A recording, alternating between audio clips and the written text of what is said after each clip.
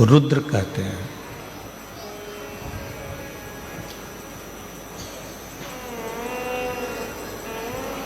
शिव जिनको दुनिया के लोग केवल क्रोध कहते हैं,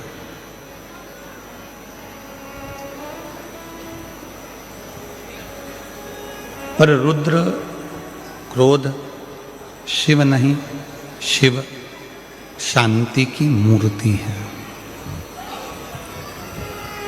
शीतलता की मूर्ति है।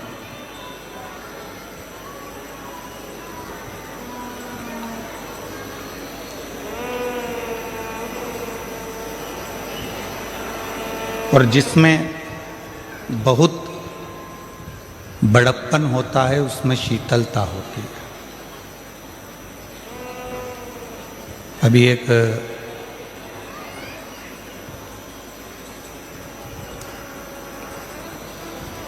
भाई चांदी का त्रिशूल लेकर आए, उद्योगपति हैं, एक बार जोरदार ताली बजाओ उनके लिए भी।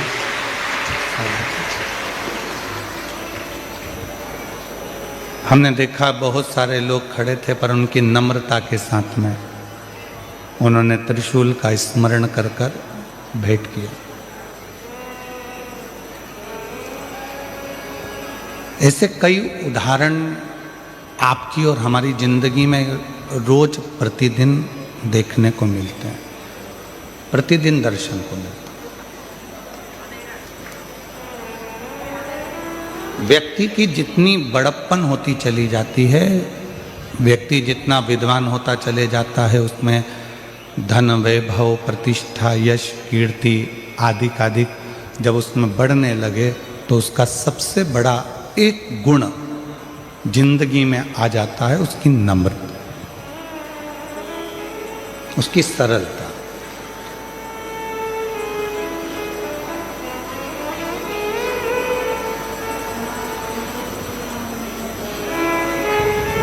जिंदगी में सब कुछ प्राप्त करना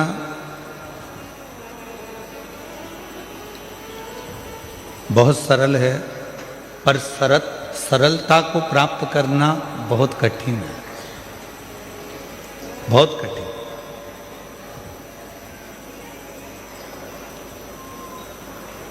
और जिस व्यक्ति ने अपनी जिंदगी में सरलता को प्राप्त कर लिया, समझ लेना कि वो उन्नति की सीढ़ी पर चढ़ना प्रारंभ कर लिया और वो उन्नति की ओर आगे बढ़े।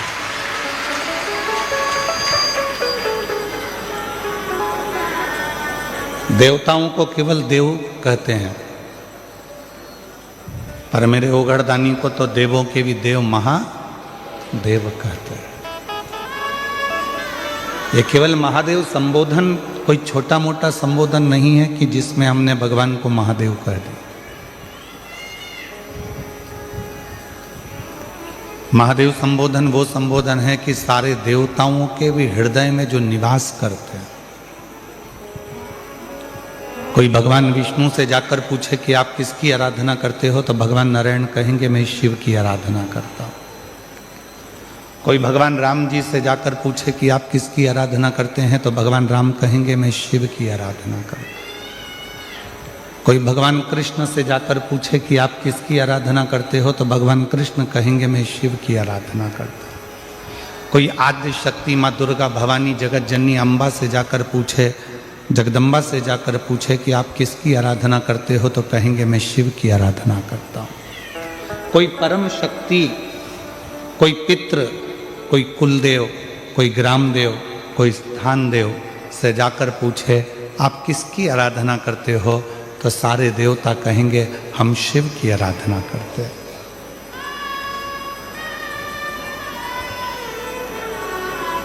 क्यों? क्योंकि शिव क्षमा की मूर्ति है, उनमें भोलापन है, सहजता है, नम्रता है, और वो नम्रता उनको बड़ा बनाती है। आप बहुत बड़े बन गए, पर आपके भीतर अगर वो नम्रता नहीं आ पाई तो आपके जीवन में आप कुछ नहीं कर पाए।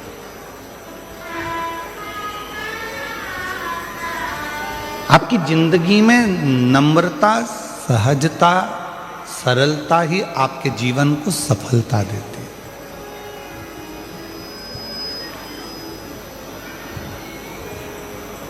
और देख लिया संसार हमने देख लिया, सब मतलब के यार हमने देख लिया। झूठे नाते झूठे रिश्ते, झूठे नाते झूठे रिश्ते, अरे झूठा है संसार हमने देख लिया, सब मतलब के यार हमने देख लिया। देख लिया संसार हमने देख लिया। वो एक भीतर से जिसके नम्रता है, भीतर से जिसकी सरलता है, भीतर से जिसकी सहजता है, वही शिव का एक प्रतिबिंब स्वरूप है। वही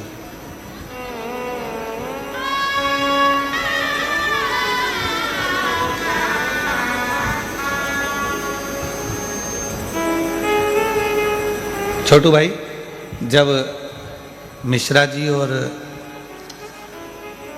सेंगर जी ये दोनों जब सीहोर पहुंचे थे शिव महापुराण की कथा लेने के लिए, तो हमने इनसे पूछा था कि कथा सूरत में इतना भीड़ आता है, इतनी भक्त आते हैं और रात्रि में विश्राम करने वाले ज़्यादा आते हैं। छोटू भाई, कभी मौका मिले तो आप लोग सब रात का आप तो दर्शन कर रहे होंगे, रात्रि को विश्राम करने वाले ज़्यादा होते हैं, क्योंकि सबको मालूम है रात्रि विश्राम कर कर सुबह कथा सुनकर बाबा की मिट्टी को अपने शरीर में लगाकर बाबा से अपनी मनोकामना पूर्ण कर कर जाना है सब। तो हमने मिश्रा जी से भी कहा, सेंगर जी से भी कहा कि भक्त बहुत आएंगे, कैसे व्यवस्था हो पाएगी, आप लोग कर लेंगे? तो इन्होंने कहा था, आप कहते हो कि शिव जी किसी ना किसी रूप में आते हैं, तो छोटू भाई मिश्रा जी और सेंगर जी ने एक ही बात कही थी कि कहीं ना कहीं कोई ना कोई मिलेगा और शिव संभालेंगे। और मुझे लगता है आप ऐसे मिले इनको कि कहीं ना कहीं बाबा की कृपा से ये पवित्र कथा हो। मैं लड्डू गोपाल महाराज जी से भी, आज गौशाला के महाराज जी को भी कहूँगा, कहीं ना कहीं शिव की भक्ति को।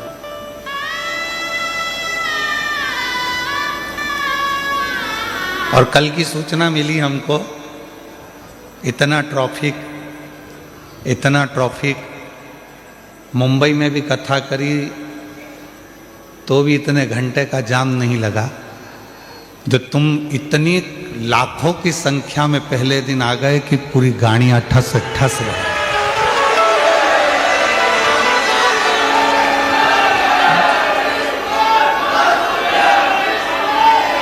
पूरी गाड़ियां ठस ठस भरा गई।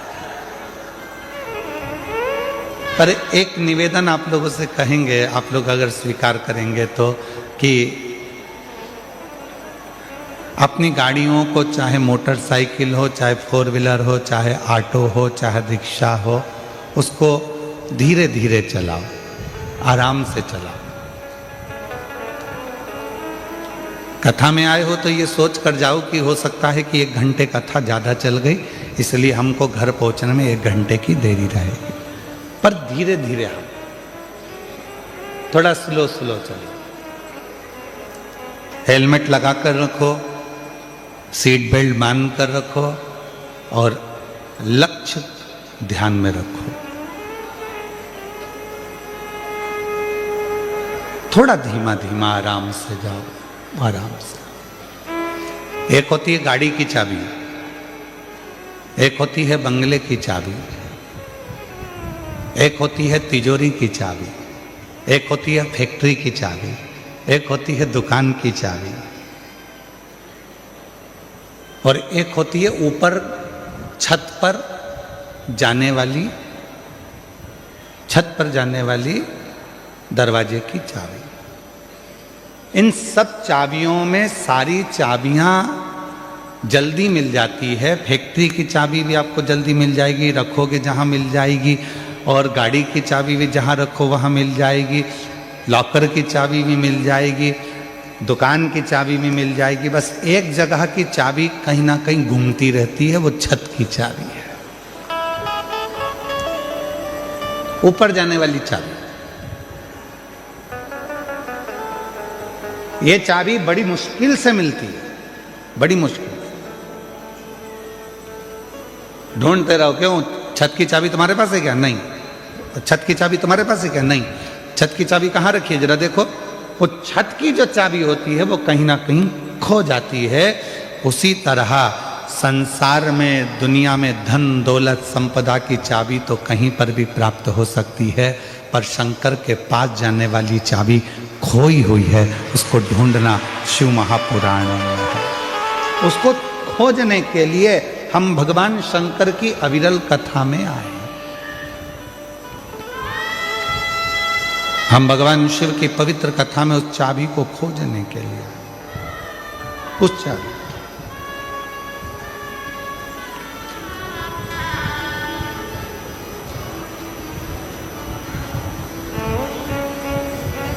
और चाबी खो गई तो ढूंढना पड़ेगा, और अगर नहीं ढूंढ पाए तो फिर ताला तोड़ना पड़ेगा या फिर चाबी वाले को बुलाकर लगवाना पड़ेगा।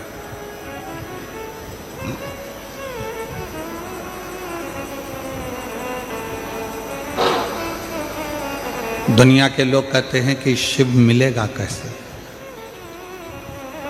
शंकर कैसे प्राप्त हो?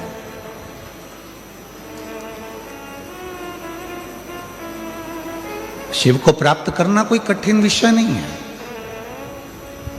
एक लोटा जल लेकर जब आप अपने घर से भगवान शंकर के मंदिर की ओर जाएंगे, हृदय में शिव शिव श्री शिवाय नमस्तुभ्यम उच्चारण करते करते करते करते जब शंकर के भगवान के नजदीक में जाएंगे तो शिव कुछ ना कुछ आपको दिया होगा, इसलिए शंकर भगवान आपको अपनी ओर खींच लेंगे, अपनी ओर।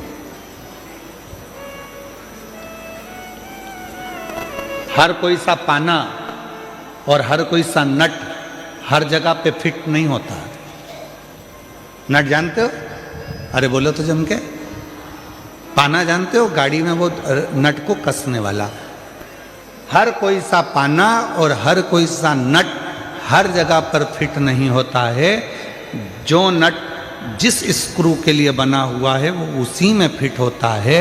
उसी तरह संसार सागर में पूरी मृत्यु लोक में जितने भी लोग रहते हैं उसमें से कुछ लोग ऐसे हैं जो शंकर भगवान को भजते हैं। तो समझ लेना कि तुम वो नट हो जो शंकर नटराज में ही फिट हो सकते हो, दुनिया में कहीं फिट नहीं हो सकते।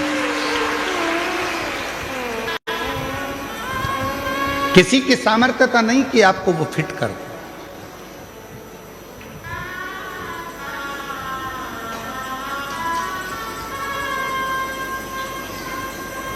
किसी की सामर्थ्यता।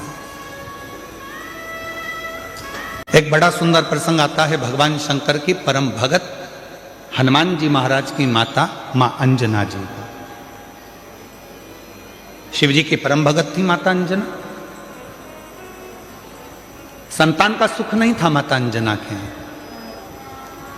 संतान प्राप्ति नहीं थी माता अंजना के। जब माता अंजना के यहाँ पर औलाद नहीं थी, संतान नहीं थी, तो बड़ी हताश रहती थी। राजा केसरी ने यज्ञ करवाया तो भी माता अंजना के घर में संतान नहीं हुई। बड़े बड़े अनुष्ठान करवाए राजा केसरी ने, फिर भी माता अंजना के गर्भ से औलाद नहीं हुई।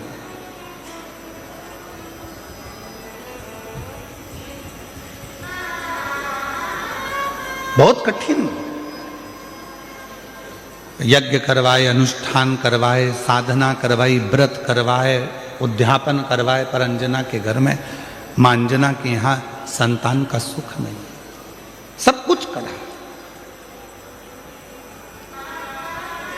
और यही की यही तो भगवान कृष्ण के यहाँ भी हुआ था। भगवान कृष्ण की 16,108 रानियां, और 16,108 रानियों से जब संतान नहीं हुई भगवान कृष्ण के यहाँ, तब भगवान कृष्ण ने गर्गाचार्य बाबा से पूछा कि मेरे घर में औलाद क्यों नहीं होती है, क्या कारण है? मेरे घर संतान नहीं है। भगवान कृष्ण ने गर्गाचार्य बाबा को बुलाकर पूछा तो गर्गाचार्य बाबा ने कहा, एक कृष्ण, तुम एक एक रानी के साथ में 11-11 दिन तक शंकर भगवान के पार्थिव लिंग का पूजन करो तो तुम्हारे घर में औलाद जरूर होगी। और भगवान कृष्ण 16,108 रानियों के साथ में एक एक रानी के साथ में बैठकर 11-11 दिन तक शंकर भगवान के पार्थिव शिवलिंग का पूजन करा। तब भगवान शंकर प्रसन्न होकर वर दे दिए, हे कृष्ण, तुमने अपनी रानियों के साथ 16,108 रानियों के साथ एक एक रानी के साथ अलग अलग बैठकर मेरा 11-11 दिन तक पूजन करा है। मैं तुम्हें वर प्रदान करता हूं कि तुम्हारी एक एक रानी से 11-11 संतान होगी। और भगवान शंकर की कृपा से भगवान कृष्ण के घर में 1,77,186 बच्चे हुए। ये शिव की कृपा से। 10 छोरा 1 छोरी, 10 लड़का 1 लड़की, 10 दीकरा 1 दीकरी। और महाराष्ट्र में कहते 10 मुलगा 1 मुलगी। शिव की कृपा से।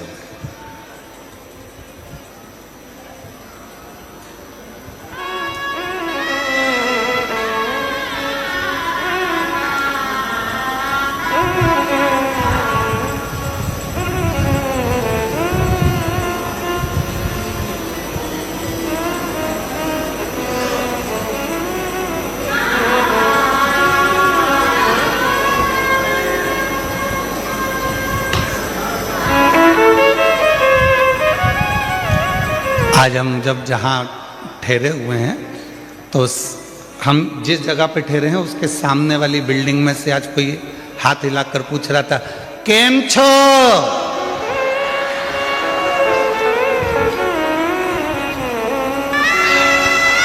हमने कहा मजा में। फिर हमने पूछा, तुम केम छो? तो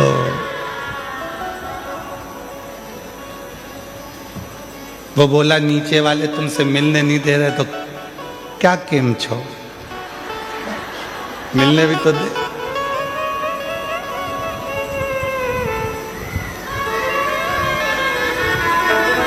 अंजना माता ने अपने पिताजी से कहा, गौतम ऋषि से, पिताजी मेरे घर में औलाद नहीं है, संतान नहीं। इसीलिए मेरा तू ही तो हमदर्द है, जिसे हर दर्द कहता हूँ। दुनिया के आगे प्रभु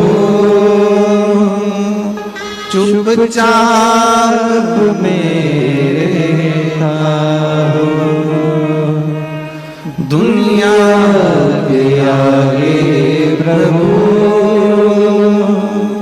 चुपचाप मेरे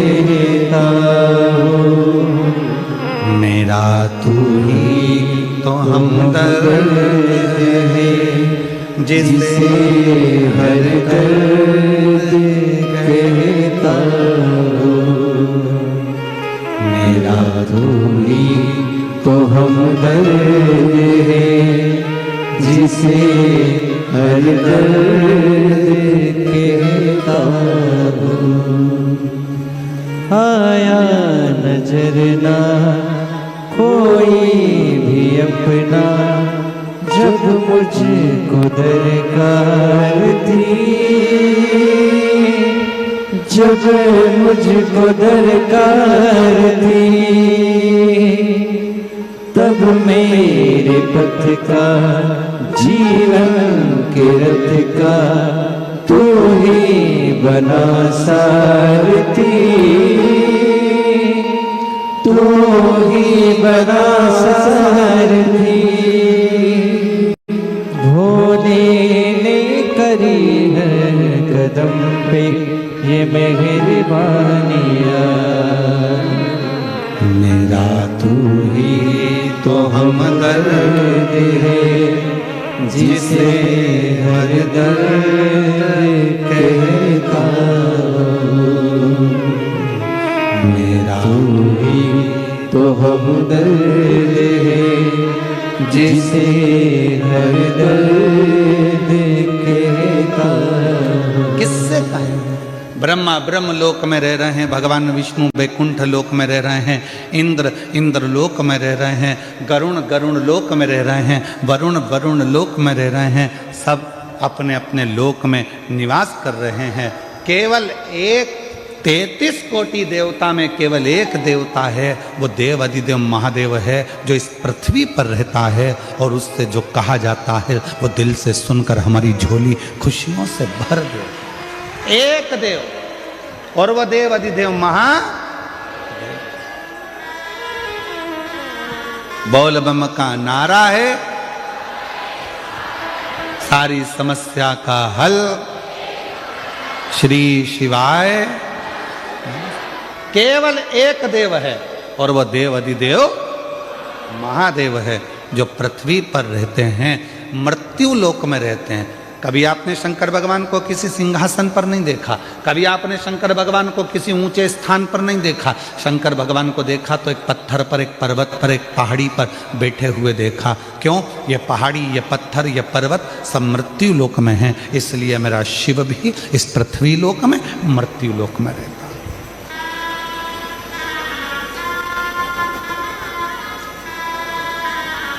और उसको पाना सरल है, उसको पाना कठिन नहीं है।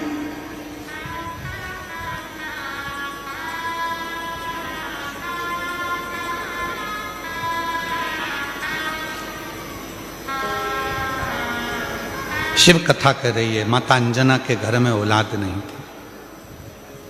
गौतम बाबा ने उनको समझा दिया कि शिव की आराधना कैसे करना है। उन्होंने शंकर की आराधना करना प्रारंभ कर दिया।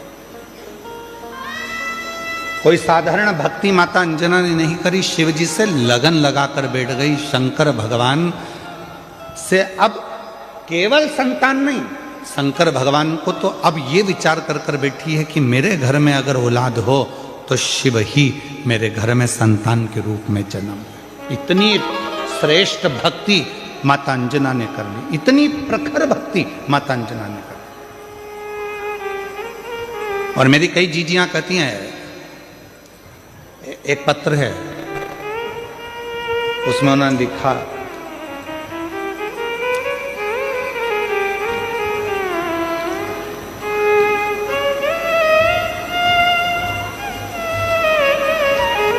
मेरा नाम शोभा बेन है,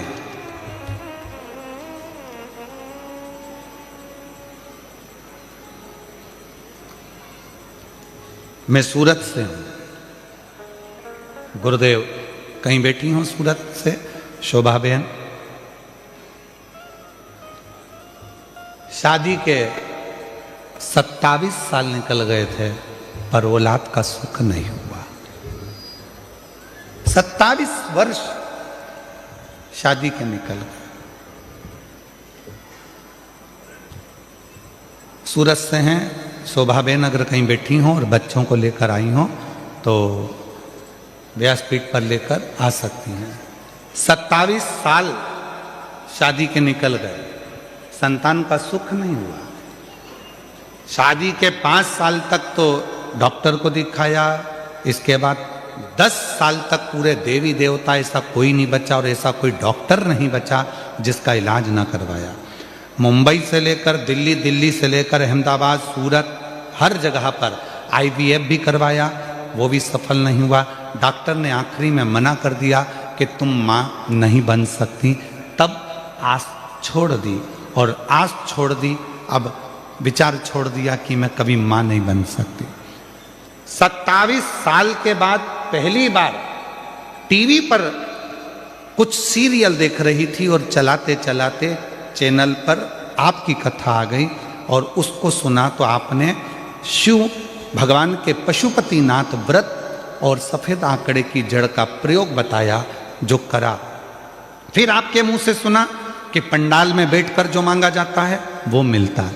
मैंने अपने पति से कहकर पंडाल में बैठकर दोनों ने रात्रि विश्राम कर कर शिव पुराण की कथा सुनी, वहाँ की मिट्टी को अपने पेट पर लगाई। डॉक्टर तो मना करे थे कि औलाद नहीं होगी, और बाबा की ऐसी कृपा हुई, हम 2 बार कुबरेश्वर धाम होकर आए, 2 बार पशुपति व्रत करे और 2 बार सफेद आंकड़े की जड़ का प्रयोग करा। बाबा की कृपा से 27 साल के बाद जुड़वा बच्चों ने जन्म लिया। हम बाबा को प्रणाम करने के लिए, बाबा को नमन करने के लिए 27 वर्ष के बाद मेरे घर में बाबा ने किलकार दिया। किससे कहें? कहीं बैठी हो शोभा बेन सूरत से, अगर कहीं बैठी हो तो आ सकती। किससे कहो? मेरा तू ही तो हमदर्द है, जिसे हर दर्द कहता हूं। आप किससे कहो?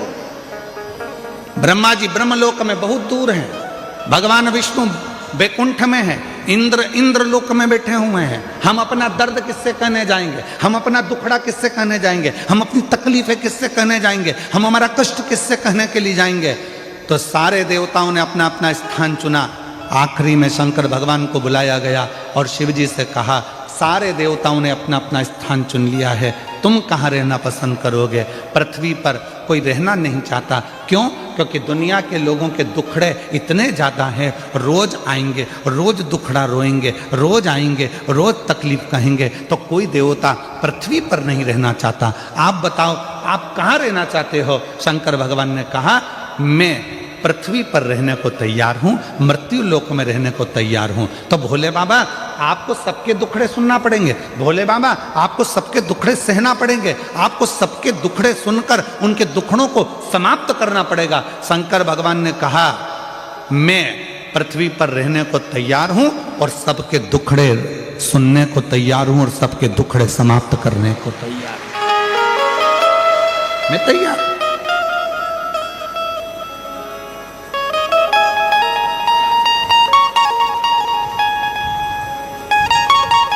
कोई तकलीफ नहीं मुझे। तो सारे देवताओं ने भगवान शंकर भगवान से कहा, भोले बाबा, स्कंद पुराण का ये चरित्र कथा है। सारे देवताओं ने एकाग्रित होकर भगवान शिव जी से कहा, आज हम सारे देवता वचन देते हैं कि दुनिया का व्यक्ति, मृत्यु लोक में रहने वाला यदि मनुष्य, संसार सागर में रहने वाला यदि मानव भूलवश भी शंकर भगवान की भक्ति कर लेगा, तो उसका सारा दुखड़ा हम 33 कोटि देवता शिव जी के साथ मिलकर समाप्त कर देंगे। शिव की अविरल भक्ति का वो बल है।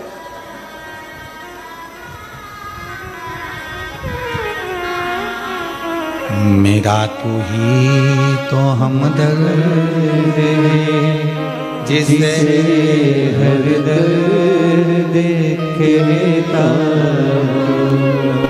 आप उसको कहेंगे, स्वीकार। माता अंजना का चरित्र कहता है, शिव की भक्ति में माता अंजना जी लग गई।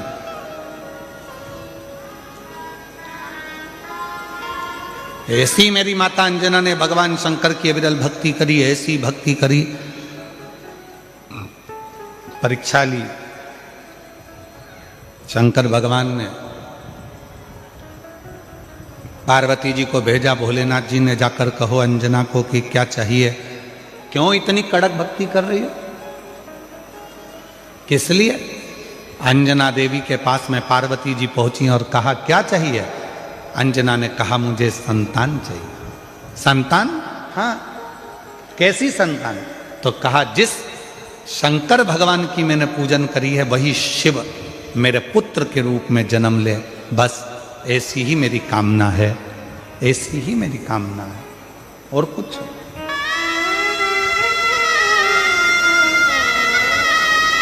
शिव मेरे घर में जन्म ले।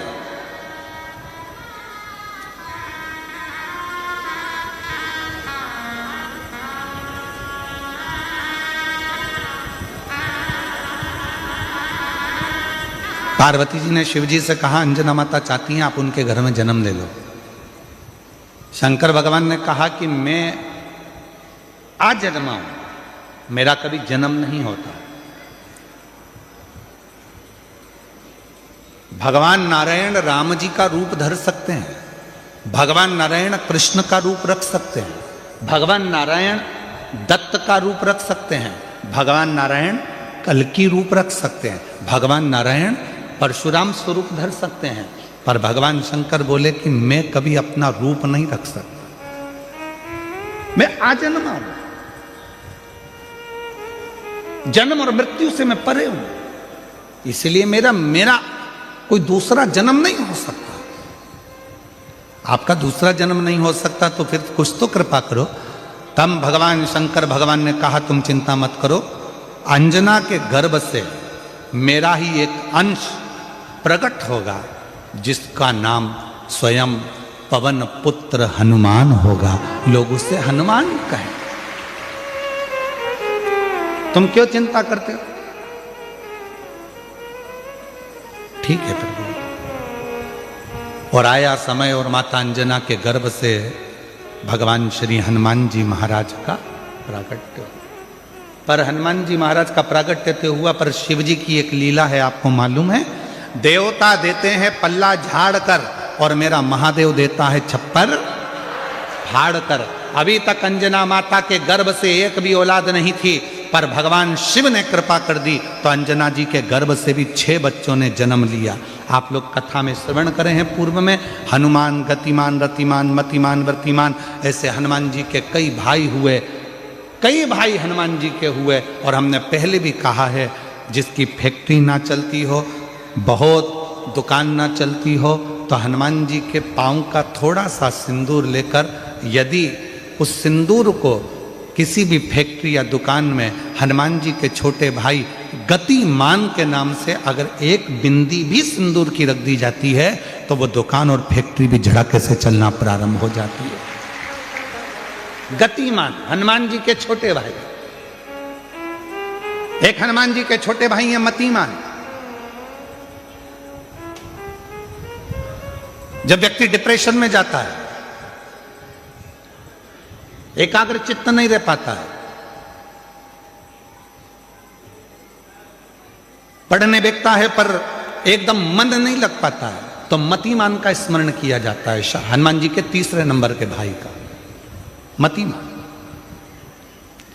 और कहते हैं एक दुर्वा यदि मतिमान के नाम से शंकर भगवान की शिवलिंग पर चढ़ा दी जाए और उसी दुर्वा को वापिस लेकर आया जाए, अंधेरा होने से पहले, सूर्य अस्त होने के पहले, शाम के प्रदोष के पहले यदि उस दुर्वा को उस व्यक्ति को चबा चबा कर खिला दो तो डिप्रेस हो रहा है, डिप्रेशन में है, चिंता में है, टेंशन में है और उसका विवेक काम नहीं कर रहा, बुद्धि स्थिर नहीं हो पा रही है या पढ़ने में मन नहीं लग पा रहा है, तो उसको आप एक दुर्वा मतिमान हनुमान जी के 3 नंबर के भाई मतिमान के नाम से अगर खिला देते हैं तो उसकी बुद्धि केंद्रित होना प्रारंभ हो जाती है और वो डिप्रेस से हटना प्रारंभ हो जाता है, मन स्थिर होने लगता है। मतिमान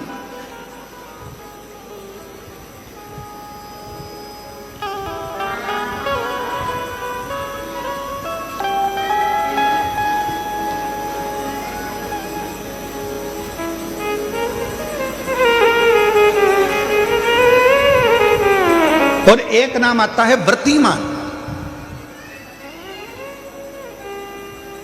इसका प्रैक्टिकल तुम अभी यहीं से कर लेना, ठीक है?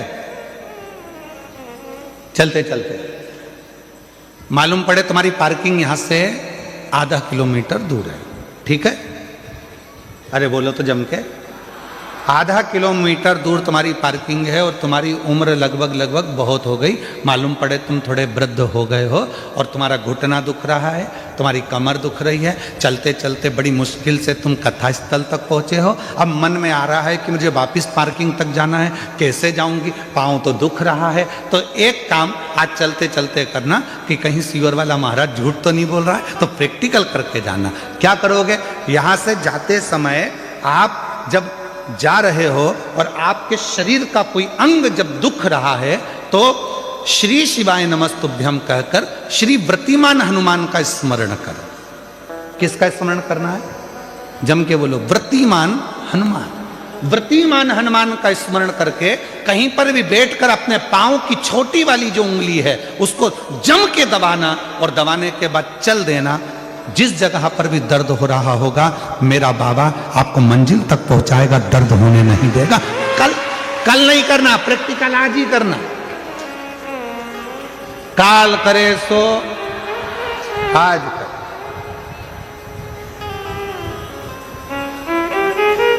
व्रतिमान आज करेंगे गुरुजी, 3 महीने में फर्क दिखेगा। तुम तो आज की आज का बताओ ना कि आज की आज में फल कैसे मिले। तुम बिल्कुल तैयारी में बैठो।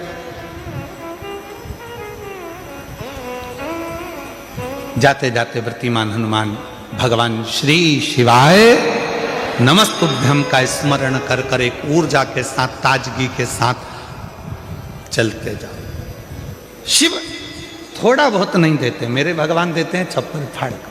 अब हनुमान जी महाराज का प्रागट्य हो गया, हनुमान जी महाराज आ गए, पूरे आनंद के साथ राम जी की सेवा करी। ये सारी कथा आप लोगों ने श्रवण करी है, रामचरितमानस में भी और शिव पुराण में भी और श्रीमद् भागवत में भी कई जगह पर आपने इस कथा को सुना होगा। अब मूल कथा जो शिव पुराण की, स्कंद पुराण का मूल तत्व है, उसकी ओर हम बढ़ रहे हैं। जो बड़ी सुंदर कथा है स्कंद पुराण के रेवाखंड की, ये कथा स्कंद पुराण के रेवाखंड में से इस कथा को लिया।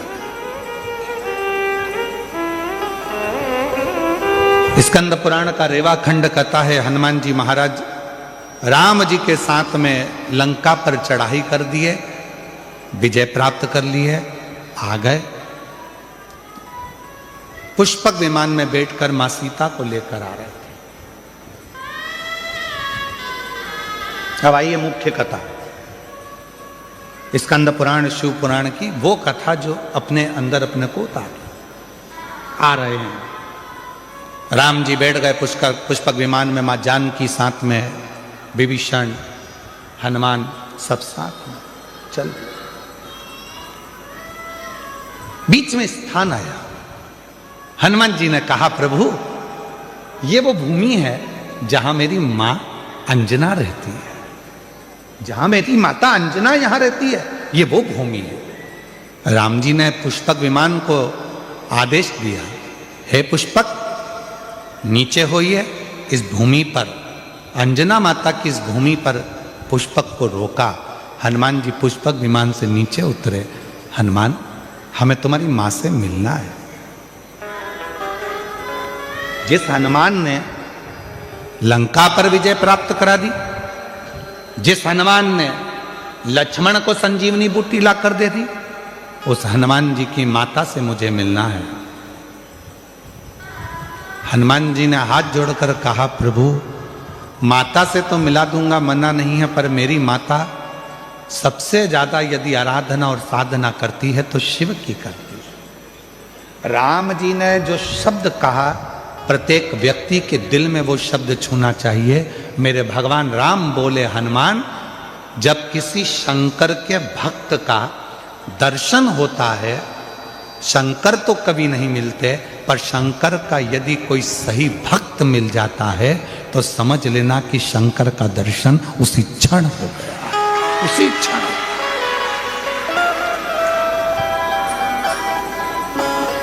उसी क्षण शिव का दर्शन उसी पल हो गया, शंकर भगवान का दर्शन उसी पल हो गया। यदि कोई शंकर भगवान के भक्त का दर्शन कर लेता है, शिव भक्त का दर्शन कर लेता है, तो समझ लो कि शंकर भगवान का भक्त का दर्शन शिव का दर्शन। आप कौन है? क्यों लोग कहते हैं कि शिव महापुराण के कथा के पंडाल में जाकर बैठो और आपकी मनोकामना पूर्ण हो जाती है, कथा के पंडाल में जाकर बैठो शिव पुराण के और आपका मनवांछित फल प्राप्त हो जाता है। आखिर शिव महापुराण के कथा के पंडाल में ऐसा होता क्या है? उसका एक कारण है, इतने सारे शिव भक्त जिनको किसी ने गाड़ी नहीं भेजी, जिनको किसी ने टिकट का पैसा नहीं दिया, जिनको किसी ने बहुत सारे अच्छी जगह नहीं दी गई कि तुम यहाँ आराम से बैठना, यहाँ आराम से खाना, आराम से रहना, ऐसा नहीं। शंकर का भक्त अपने झोले में 2 पानी की बोतल, एक बिछाने की दरी, एक ओढ़ने का कम्बल और अपना खाने का सामान साथ लेकर आता है, छाता साथ में लाता है और जहां मौका मिल जाए वहां बैठकर कथा सुनता है। अर्थात बिना लोभ, बिना लालच, बिना किसी व्यापार या व्यवसाय के वो शिव को समर्पित होकर आया है, शंकर का होकर आया है। इसलिए ऐसे भक्त का जब दर्शन होता है तो हमारी मनोकामना अपने आप पूरी होना प्रारंभ हो जाती है, पूरी हो जाती है।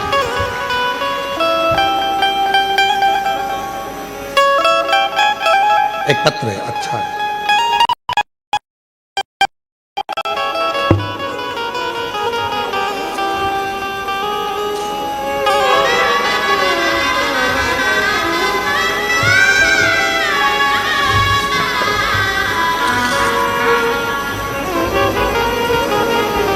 मेरा नाम मंगलाबेन पांडुरंग चौधरी है।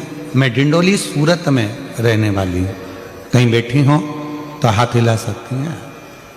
मैं बाबा का जितना भी वर्णन करूं कम है। बाबा की मुझ पर अनंत कृपा है। मेरा बेटा 10 साल से सरकारी नौकरी की तैयारी कर रहा था, पर कुछ पॉइंट से सिलेक्शन रह जाता था। वो रोज अपने काम से आता था और चिंता में रहता था। मैंने टीवी के माध्यम से आपकी काफ़ी कथा सुनी है। मैंने अपने बेटे से बोला कि रोज 1 लोटा जल बाबा को चढ़ाओ और शहद वाला बेलपत्र बाबा को चढ़ाना शुरू करो।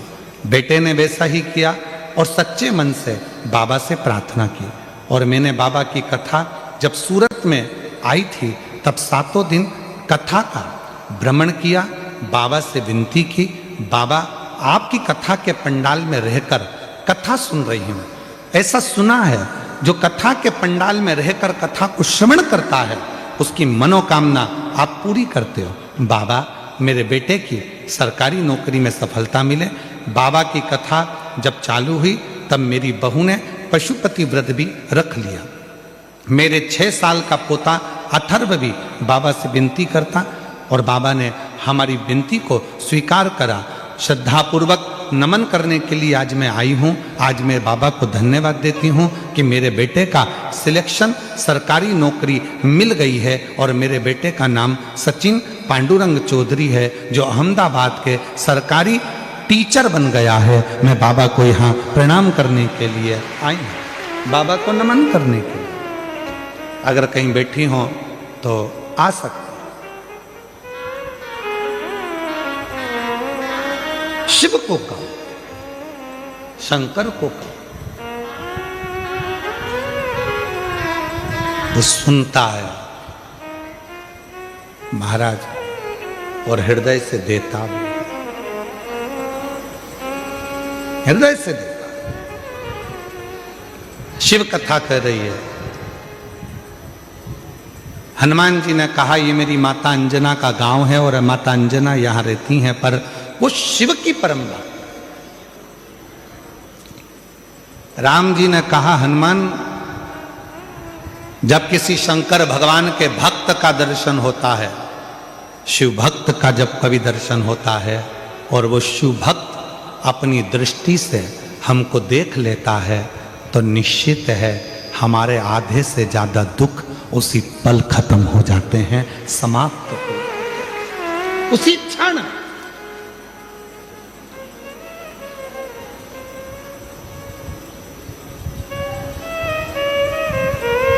इसीलिए हमको लगता है ज्यादातर भक्त लोग, कोई शिव भक्त मिलता है तो जम के आवाज लगा देते हैं हर हर महादेव। किसी मंदिर में जाकर लोग शोर नहीं मचाते। द्वारकाधीश के मंदिर में जाओ कोई शोर मचाता नहीं मिलेगा, जगन्नाथ जी के मंदिर में जाओ कोई शोर मचाता नहीं मिलेगा। जितने भी भारत की भूमि पर स्वामी नारायण आदि मंदिर हैं वहां दर्शन करने के लिए जाओ कोई शोर मचाता नहीं मिलेगा। जितने भी बड़े बड़े मंदिर हैं किसी मंदिर में कोई शोर मचाता नहीं मिलेगा। पर कभी भी कोई 12 ज्योतिर्लिंग में या शंकर जी का मंदिर आपके नजदीक में है वहां दर्शन करने जाओ तो लोग शोर मचाते जरूर मिलेंगे। कोई पीछे से खड़े होकर चिल्ला रहा, कोई जम के चिल्ला रहा हारा हारा, कोई कहीं से आवाज लगा रहा बम बम बोले। जहां मर्जी पड़ती है लोग वहां से आवाज लगाना चालू कर देते हैं, शोर मचाते हैं, चिल्लाते हैं।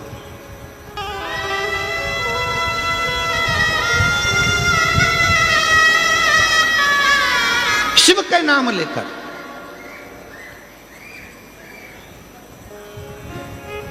आप में से कई लोगों ने श्रीमद् भागवत कथा सुनी होगी, आप में से कई लोगों ने राम कथा सुनी होगी, आप में से कई लोगों ने विष्णु पुराण सुनी होगी, आप में से कई लोगों ने देवी भागवत सुनी होगी। ना जाने कितने कितने पुराण शास्त्र आपने सुने होंगे। सारे पुराण और शास्त्र उठाकर देखिए, एक भी पुराण शास्त्र ये नहीं कहेगा कि किसी भी असुर ने, राक्षस ने शंकर भगवान को युद्ध के लिए ललकारा।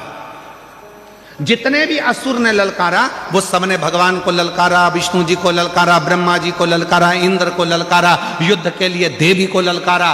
पर किसी भी असुर ने, किसी भी राक्षस ने, किसी भी असुर ने, किसी भी दानव ने भगवान शंकर को युद्ध के लिए नहीं ललकारा। क्यों नहीं ललकारा? देवता तो देवलोक में रहते थे, भगवान विष्णु तो भगवान शंकर तो पृथ्वी पर रहते थे, तो यहां तो शंकर भगवान को ललकार देना था। पर शंकर भगवान को एक ने भी नहीं ललकारा। शिव जी को कोई ललकारता ही नहीं था युद्ध के लिए, कि कोई नहीं कहता था आओ शंकर भगवान मुझे तुमसे युद्ध लड़ना है। देव राक्षसों ने कहा, असुरों ने कहा, हे नारायण आओ मुझे तुमसे युद्ध लड़ना है। ब्रह्मा जी मुझे तुमसे युद्ध लड़ना है, इंद्र मुझे तुमसे युद्ध लड़ना है, हे शक्ति मुझे तुमसे युद्ध लड़ना है। सारे देवी देवताओं को असुरों ने ललकारा, पर शंकर भगवान को एक भी असुर नहीं ललकारता था। कारण क्या था? उसका एक कारण था कि जितने देवता थे, 33 कोटि देवता, जितने देवता थे, शंकर भगवान के पास में जैसे तुम्हारे घर में 15 सदस्य हैं या 5 सदस्य हैं या 6 सदस्य हैं, 9 सदस्य हैं, 10 सदस्य हैं, तुम्हारे घर में जितने सदस्य हैं, प्रत्येक सदस्य के पास में जैसे 33 कोटि देवता हैं और 33 कोटि देवता में एक देवता के पास में जितना बल है, एक देवता के पास में जितनी सेना है, स्कंद पुराण कहती है, लिंग पुराण कहती है, शिव पुराण कहती है कि 33 कोटि देवता और 33 कोटि देवताओं से अंदाजा लगाना कि एक देवता की गिनती में अगर हम लेते हैं तो ऐसे मिलाकर 33 कोटि देवता होते हैं और 33 कोटि देवता के 33 कोटि गण शिव जी के पास हैं। अब तुम घर जाके जरा अंदाजा लगाना कि कितने हो गए। मतलब शंकर भगवान के पास में 33 कोटि अगर देवता हैं तो 33 कोटि देवता के 33 कोटि कोटि गण हैं शिव जी के पास। शास्त्र कहता है शंकर भगवान के गण जब जम के चिल्लाते थे, एक साथ जब आवाज लगाते थे और जो चिल्लाकर दौड़ते थे, तो जितने भी असुर हैं उनकी धर्म पत्नियां जो गर्भ से होती थीं उनका गर्भ गिर जाता था और असुरों के कान में से रक्त बहना प्रारंभ हो जाता था।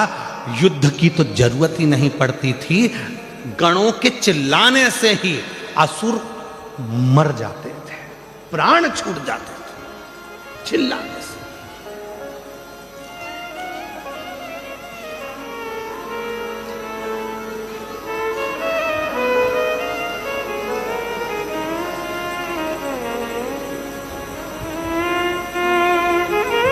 कई लोग पूछते हैं क्यों महाराज जी ये इतने सारे भक्त कथा सुनने आते हैं, ना तो इनके पास कोई पत्र जाता है, ना कोई निमंत्रण जाता है, ना पीले चावल जाते हैं।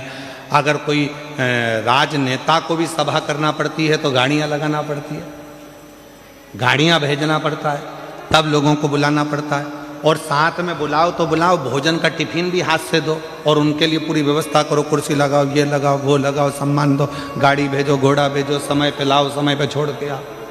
पर ये शिव पुराण एक ऐसी कथा है जिसमें ना तो पीले चावल दिए जाते हैं, ना निमंत्रण दिया जाता है, ना किसी के यहाँ पत्र भेजा जाता है, ना किसी के यहाँ जाकर कहा जाता है, उसके बाद भी ये लाखों लाखों शिव भक्त अपने आप आ जाते हैं। उसका क्या कारण है? उसका एक कारण है, स्कंद पुराण कहती है, ये जितने शंकर के भक्त संसार में रहते हैं, ये शंकर भगवान के पूर्व में कोई रिश्तेदार रहे होते हैं, जो शंकर की डमरू की आवाज सुनकर दौड़ पड़ते हैं और कथा में आकर बैठते हैं। शिव के गण है।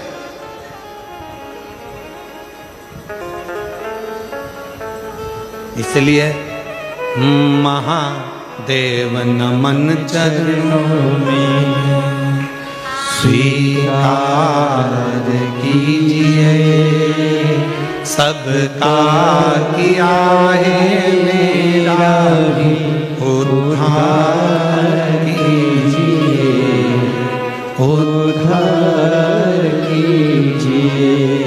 हे त्रिकुंडधारी, हे त्रिशूलधारी, हे त्रिपुंडधारी, हे त्रिशूलधारी, चरणों में तेरे बाबा जी पावन है चारों धाम, तेरी देव करते वंदना, पूजे सीताराम। चरणों में तेरे बाबा जी पावन है चारों धाम, तेरी देव करते वंदना, पूजे सीताराम। हो जाए पूरी कामना, हो जाए पूरी कामना, उपकार कीजिए, सबका किया है मेरा उद्धार कीजिए, उद्धार कीजिए। हे त्रिपुंडधारी, हे त्रिशूलधारी, हे त्रिपुंडधारी, हे त्रिशूलधारी। आप जरा विचार करिएगा,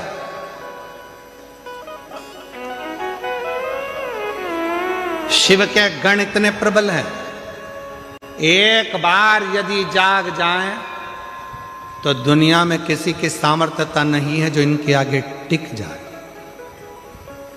ये कथा संत, साधु, महात्मा, प्रवचन क्या कर रहे हैं? आपको जगाने का काम ही तो कर रहे हैं।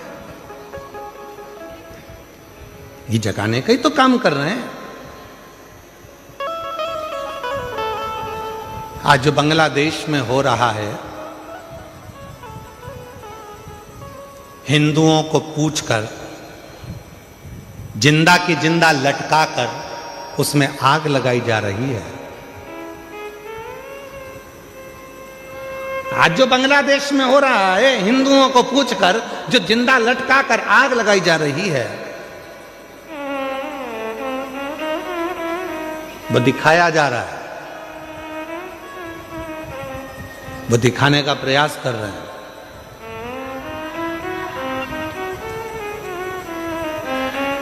कि जब हमारी संख्या बढ़ी तो हम तुम सबको ऐसे ही लटका कर आग लगा देंगे। इसलिए मेरी जीजियों और मेरे जीजाओं और मेरी बेटियों, बेटाओं और मेरे बुजुर्ग माँ बाप, ध्यान रखना, एकजुट होना प्रारंभ हो जाओ और अपने सनातन को मजबूत करना प्रारंभ करो।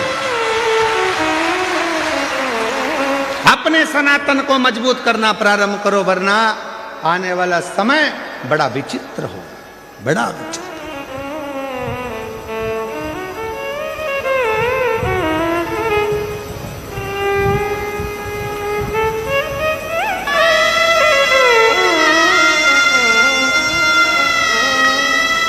वो तो आपके गुजरात के दो प्रबल मेरे वल्लभ भाई पटेल जी की कुछ कृपा की मूर्ति आप लोगों ने दिल्ली में बिठा रखी है तो सनातन धर्म की मजबूताई बहुत प्रबल हो रही है। सनातन धर्म प्रखर हो रहा है, प्रबल हो रहा है।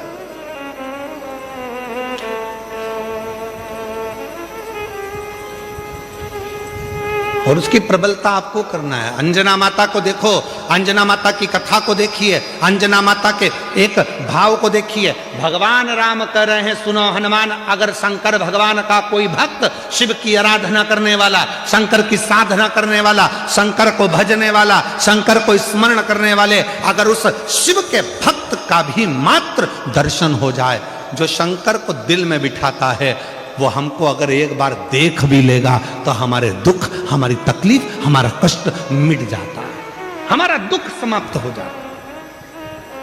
अब इसमें ना जाने कितने शंकर के भक्त आए होंगे, इस पूरी कथा में ना जाने शंकर भगवान के कैसे कैसे भक्त आए होंगे, जो शिव की भक्ति के लिए रात भर, ठंड पड़ रही है, पड़े हुए हैं, ठंड में पड़े, खाने को मिला तो ठीक, ना मिला तो ठीक, पड़े। हम नहीं जानते कौन से यूट्यूबर हैं।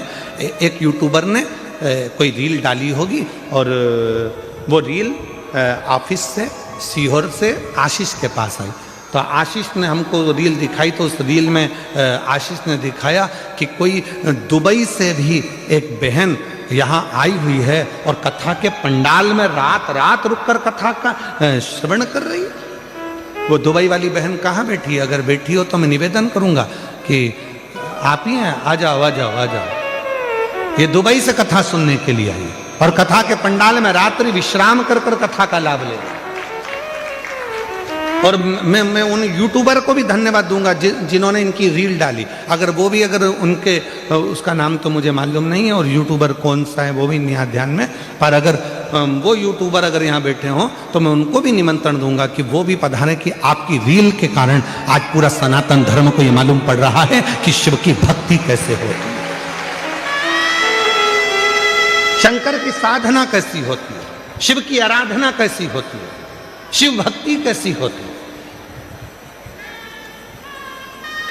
और फिर निवेदन करूं मैं इस गुजरात की पवित्र भूमि से, सूरत की पवित्र भूमि से, जितने यूट्यूबर हैं, जितने सोशल मीडिया है, और जो आप लोग अपनी चैनल के माध्यम से, अपने यूट्यूब के माध्यम से रील बनाने वाले जितने भी यूट्यूबर हैं, आज आपने सिद्ध कर दिया इस शिव महापुराण की एक एक रील बनाकर कि हमारा सनातन धर्म ऐसा है, हमारे सनातन धर्म की जागरूकता है। आप सनातन को मजबूत कर रहे हैं। सारे यूट्यूबरों को, जितने भी यूट्यूबर लगे हैं सूरत के, गुजरात के, उन सबको मैं नमन करता हूं, प्रणाम करता हूं, आपकी भक्ति को, आपकी सनातन की जागरूकता को।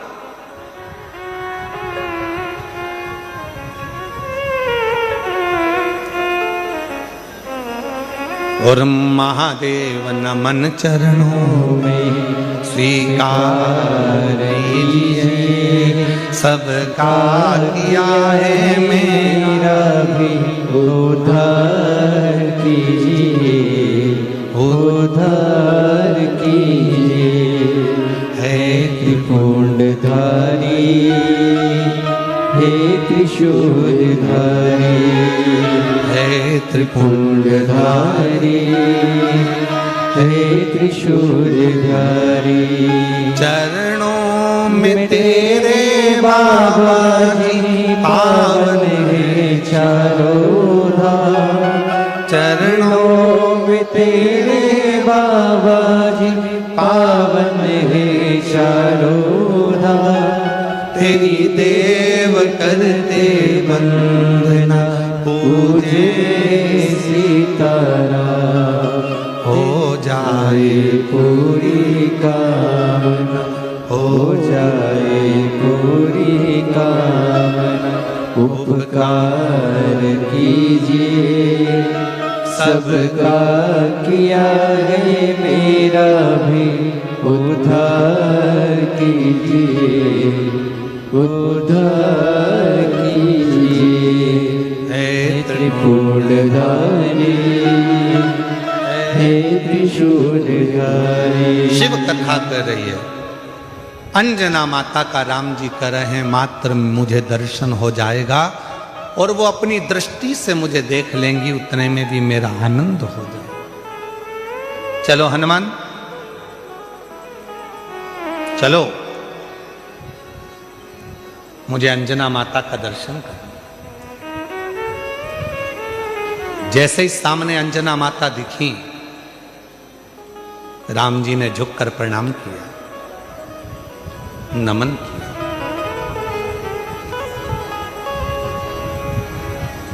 हनुमान जी ने कहा अंजना माता से, ये श्री राम है,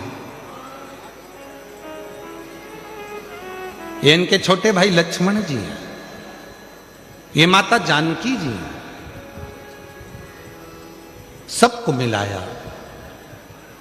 अंजना जी ने कहा कि हनुमान, घर में कुछ पाने के लिए नहीं, जाओ, अतिथि आए हैं, इनके लिए कुछ थोड़ा कंदमूल फल लेकर आओ, इनके लिए थोड़ा कंदमूल फल लेकर जाओ।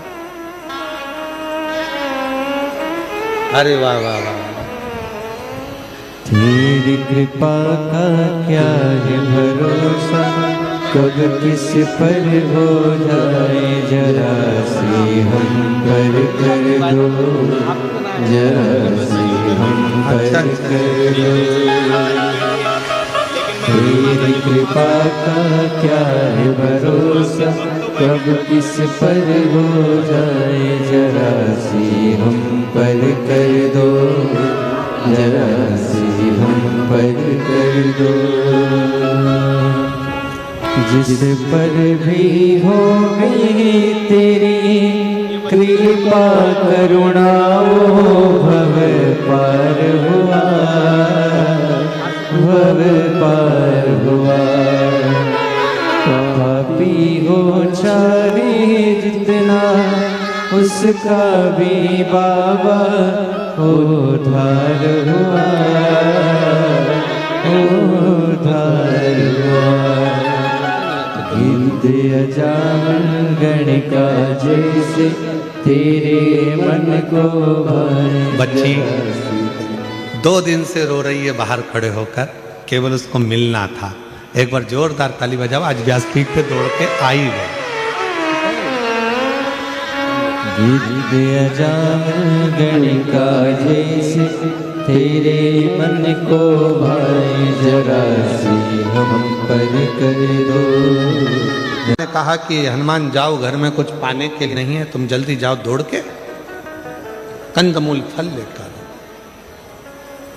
अतिथि आया है, मेहमान आया है। शिव महापुराण की कथा कहती है अतिथि शिव का एक रूप होता है। अतिथि शिव का एक रूप होता है।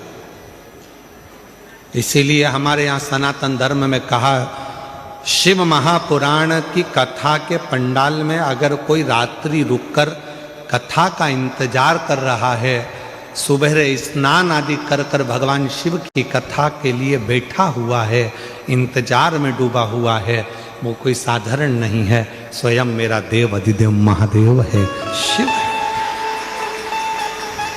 इसलिए मेरी जीजियों, प्रयास करा करो अपने घर से। अब गुजराती भाषा में तो क्या, गुजरात के लोग तो वैसे भी खाने में और खिलाने में बड़े होशियार होते हैं, और उसमें भी सूरत के।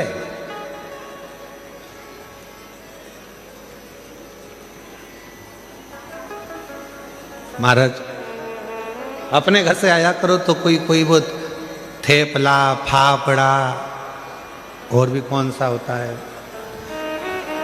काहे सोमानी जी, और कौन कौन से होते हैं, थेपला, फाफड़ा। हाँ तुम बोलते जाओ, मैं सुन रहा हूँ। हाँ ठीक है, ठीक है। हाँ कल मंगवा के रखूंगा सब यहीं पर। तो निवेदन है, घर से आया करो तो थोड़ा थोड़ा लेकर चला करो, अपने लिए नहीं, जो अपने आसपास में बैठे उसका मुख झूठा कराने के लिए। मेरा शिव नगर में आया है, मेरा शंकर, मेरा भोले बाबा, मेरा शिव। और मेरा शंकर ना जाने किस रूप में कब तुम्हारे सम्मुख में आकर बैठ गया और उसकी कृपा आप पर हो, ये भाव लेकर मुक्त जो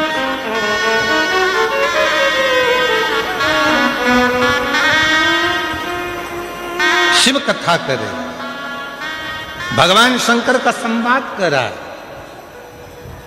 हनुमान जी महाराज की कथा करे। ये हनुमान जी चले गए कंदमूल फल लेने के लिए, इतने में अंजना माता की आंख से आंसू बह रहे थे।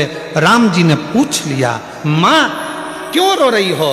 अंजना माता ने कहा, मेरे रोने का कारण केवल एक है, आज मेरे बेटे हनुमान ने मेरे दूध को लज्जित कर दिया। दूध को लज्जित कर दिया? राम जी बोले, मां ये कैसी बात करती हो? हनुमान जी ने तो माता जानकी जी का पता लगाया, हनुमान जी ने लंका में आग लगा दी, और आप कहते हो कि हनुमान जी ने मेरे दूध को लज्जित कर दिया? अंजना माता बोली, रे राम, हे प्रभु, हनुमान भूल गया कि किस माता का दूध पिया था उसने। आज मुझे बड़ा दुख है जो मेरे बेटे हनुमान ने मेरे दूध को लज्जित कर दिया। क्यों मां ऐसे शब्द क्यों कह रही हो? राम जी कह रहे, ऐसे शब्द क्यों बोल रही हो?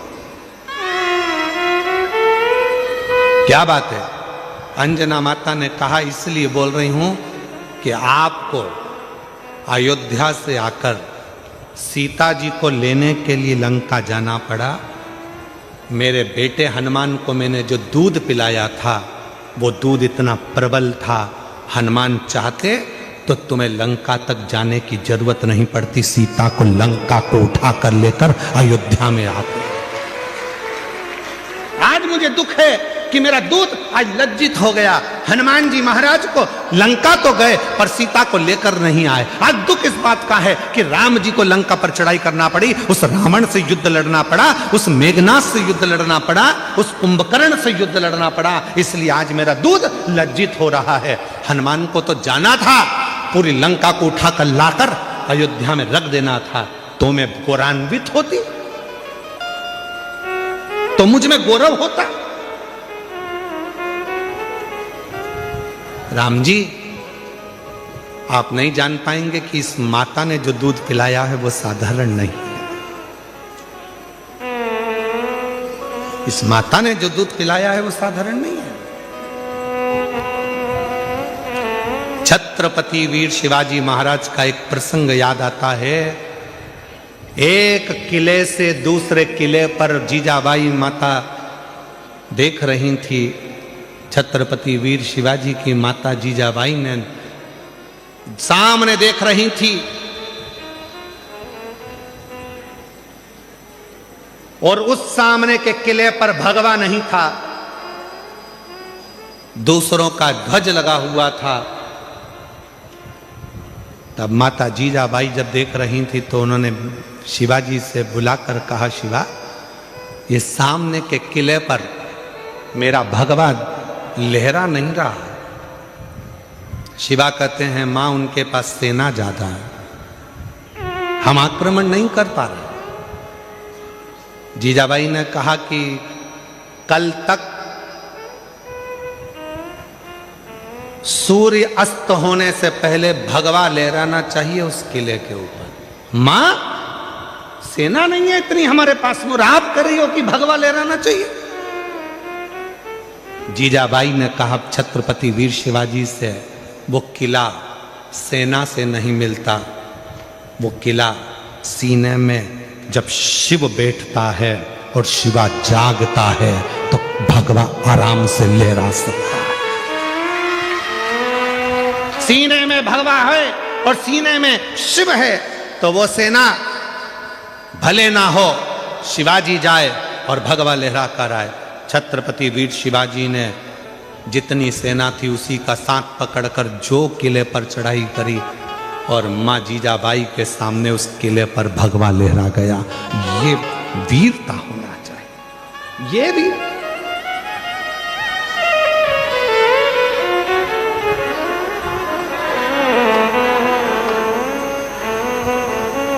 पहले का वीर, पहले का पुत्र, पहले का एक एक युवान व्यक्ति अपने राष्ट्र के लिए समर्पित होता था। आज के जमाने में ना जाने युवानों को हो क्या गया, वो मोबाइल पे इतने समर्पित हो गए कि राष्ट्र के लिए क्या समर्पित हो रहा है,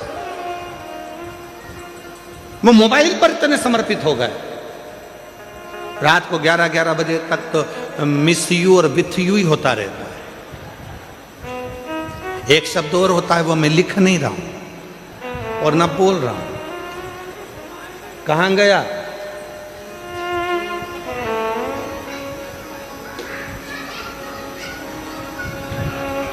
आप किसी व्यक्ति से जितना प्रेम करते हो उससे 1 लाख ज्यादा गुना प्रेम अपने भारत भूमि के राष्ट्र से होना चाहिए, अपनी भारत भूमि से होना चाहिए। वो प्रेम हमारे भीतर वो कहे ना, उठो जवान देश के वसुंधरा पुकारती, उठो जवान देश की वसुंधरा पुकारती, ये देश है पुकारता पुकारती माँ भारती। ये हनुमान तो ले आते सीता जी को, आपके दूध को लज्जित नहीं करा, पर हमने मना किया था। इतने में तो लक्ष्मण जी को हंसी आ गई, और लक्ष्मण जी को ऐसी हंसी आई कि लक्ष्मण जी को हंसी आते से ही भगवान राम जी ने लक्ष्मण जी को हंसने से रोका।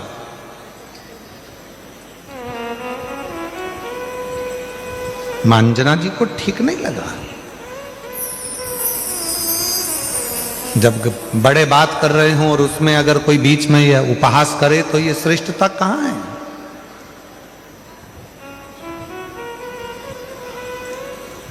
लक्ष्मण जी हंसे। इतने में लक्ष्मण जी ने कहा माता अंजना जी के से, देखो प्रभु भैया राम, माता तो अपने दूध का और अपने पुत्र का कितना गुणगान कर रही हैं और अपने आप का कितना गुणगान कर रही हैं।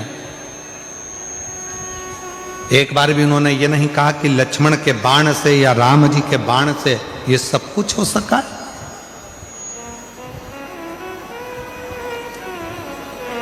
सब कुछ नहीं कहा।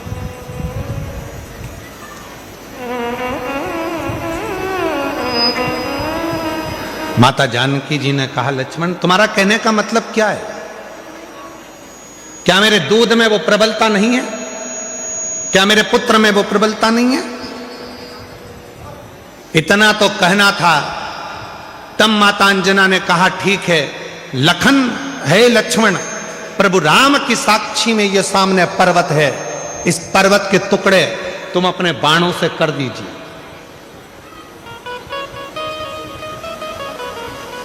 अंजना माता ने कहा, लक्ष्मण शिव की आराधना करी है और शिव की साधना करी है और शिव जैसे पुत्र को जन्म दिया है इस अंजना ने।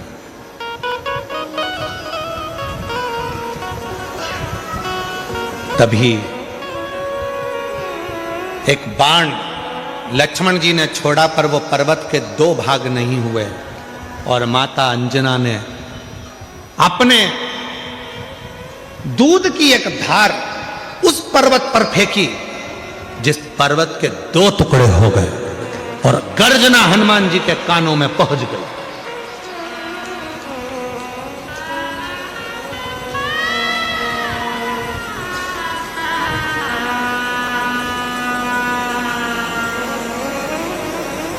हनुमान जी के कानों में जैसी गर्जना गई, गर्जना जाते ही दौड़कर हनुमान जी महाराज आए। ना जाने ऐसी आवाज कहां से आई है, मेरे राम जी पर कोई उपद्रव तो नहीं हो गया, कोई बात तो नहीं हो गया। हनुमान जी महाराज भाग कर आए और हनुमान जी ने जो भाग कर आए और आते से जो देखा तो पर्वत के 2 टुकड़े थे जिसमें से दूध की धार बह रही थी। पूछा हनुमान जी ने, मां ये क्या हो गया? माता ने कहा, लक्ष्मण जी समझ नहीं पाए थे, लक्ष्मण जी ने अंजना माता के चरण पकड़ लिए। मां मैं जान नहीं सका कि एक माता के दूध में वो बल होता है कि अपने बेटे को जब वो दूध का पान कराती है तो बेटा उतना वीर उत्पन्न होता है, प्रबल उत्पन्न होता है, जो दुनिया का सारा कार्य कर सकता है। मां, आज मैं लज्जित हूं, आज मैंने आप पर उपहास किया। हनुमान जी महाराज सामने थे, राम जी के मस्तक पर पसीने की बूंद थी, पसीने की बूंद।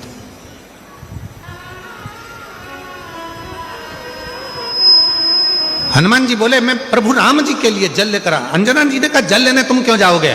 स्वयं मां नर्मदा जी का आह्वान किया माता अंजना ने, और मां नर्मदा जी कल कल करती बहती हुई आती हैं, और जो दूध की धार माता अंजना ने दी थी उस नदी से, दूधी नदी से माता अंजना के सम्मुख में नर्मदा मैया का संगम होता है, जहां पर भगवान राम जी ने जल का आचमन किया है।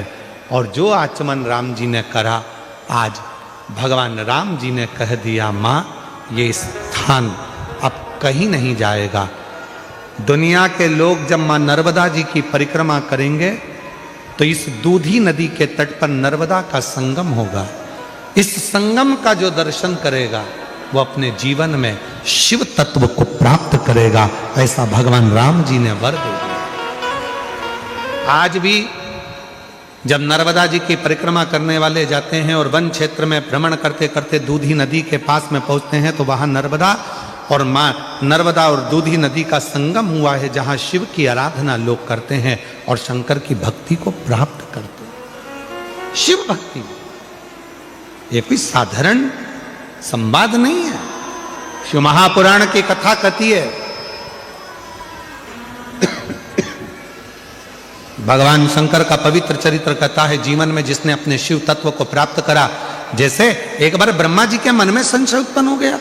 ब्रह्मा जी को लगा कि सब सृष्टि मैंने निर्माण करी है, सारी सृष्टि मैंने बनाई है, सब कुछ मेरा बनाया हुआ है, इसमें किसी का कुछ नहीं है। तब उनके संशय को मिटाने के लिए भगवान शंकर शिवलिंग के रूप कुबेरेश्वर धाम पे रुद्राक्ष मिलता है, वो रुद्राक्ष को पानी में गलाओ, शिव जी को जल चढ़ाओ, उस पानी को पिलाओ तो उससे आराम लगता है, ऐसा मैंने सुना है। ना जाने कौन रिक्शे वाला था, मेरे पापा को और मेरे पति को बताकर चले गया, जो बाहर हॉस्पिटल के रो रहे थे। तभी मुझे घर छोड़ा और मेरे पापा और मेरे पिताजी मेरे पति दोनों ही सीहोर पहुंच गए। 1 नवंबर को रुद्राक्ष लेने सीहोर गए, 3 नवंबर को वो लेकर आए और हमने उसको गलाकर शिव को चढ़ाना और उसका पानी पीना प्रारंभ करा। बाबा, आप कहते हो कि बेलपत्र नंदी के पास बैठकर शंकर की चढ़ी हुई बेलपत्र को खाओ। मैंने खाना प्रारंभ करा। बाबा से कहा, बाबा हमारे पास में इतना धन नहीं है कि हम कैंसर का इलाज करा सकें, ये तो वो बीमारी है जिसमें पैसा लगता है, हम गरीब को कैसे दे दी बाबा, कुछ तो कृपा करो। हम नहीं जानते थे कि आपके रुद्राक्ष की इतनी महत्वता है सीहोर के, जिसका जल पीने से रोग मुक्त होता है। जल पीना प्रारंभ करा। दूसरी बार मुंबई में फिर वापिस पहुंचे, डॉक्टर को दवाई दिखाने के लिए। डॉक्टर ने चेकअप करना प्रारंभ करा और रिपोर्ट निकाली, तो रिपोर्ट में पता चला कि मेरे शरीर की सारी रिपोर्ट नील थी और मेरे शरीर में कोई कैंसर नहीं था। मैं बाबा को यहाँ प्रणाम करने के लिए आई हूँ, बाबा को नमन करने के लिए यहाँ पहुँची। कहीं बैठी हो? मेरा नाम मनीषा गणेश चौहान है। कहीं